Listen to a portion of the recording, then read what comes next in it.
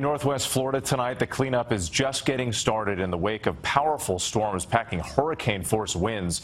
At least one person was killed, homes and businesses destroyed, thousands left without power. The governor declaring a state of emergency in 12 counties. Here's ABC's Faith Abube. Tonight, we're learning more about harrowing stories of survival after that deadly multi-day severe weather outbreak striking much of the country. In Jackson, Mississippi, LaTanya Williams and her family thought it was safe to go to sleep early Friday morning. The storm had passed. Around 12:30, I would say, that's when my husband heard the creaking and we jumped up and ran. That sound, a neighbor's tree about to crash into their home. By the time we ran out and made it around this first corner in the hallway, that's when the tree came through the bedroom. And north of Pensacola, Florida, this is what's left of where Mike Stout's daughter lives. He says she and her husband were thrown from their home when powerful winds struck. She said she was up watching the weather, had her phone in the hand. Then all of a sudden they weren't in their room anymore. Luckily, they had only minor injuries. And in Tallahassee, the Florida State University campuses remain closed after storm damage there and in surrounding neighborhoods. Officials saying classes will be held Monday. And with the National Weather Service says since April 25th, it has confirmed more than 250 tornadoes in at least 19 states and received more than 2,500 reports of severe weather across an even wider area. Yeah, that widespread destruction for days. Okay, Faith Abube, thank you. Let's bring in ABC News meteorologist Samara Theodore. And Samara, more strong storms on tap for Mother's Day.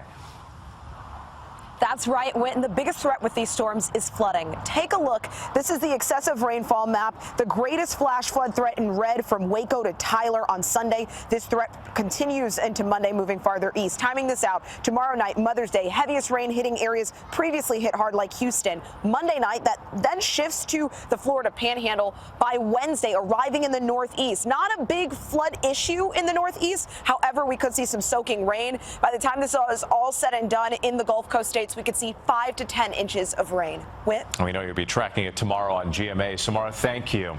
Now to the rare light show in the sky and the potential threat to infrastructure here on Earth. A series of powerful solar storms creating an unusual treat for millions of Americans. The northern lights visible for much of the country as far south as Florida and Texas overnight. And what's expected for the rest of the weekend? Here's ABC's Ika Jachi. Tonight, the stunning images of the aurora borealis, better known as the northern lights, visible across much of the country. Crowds gathering along Puget Sound outside Seattle. Wow. The lights, typically visible in northern latitudes, now seen as far south as the Florida Panhandle and in Texas outside Austin.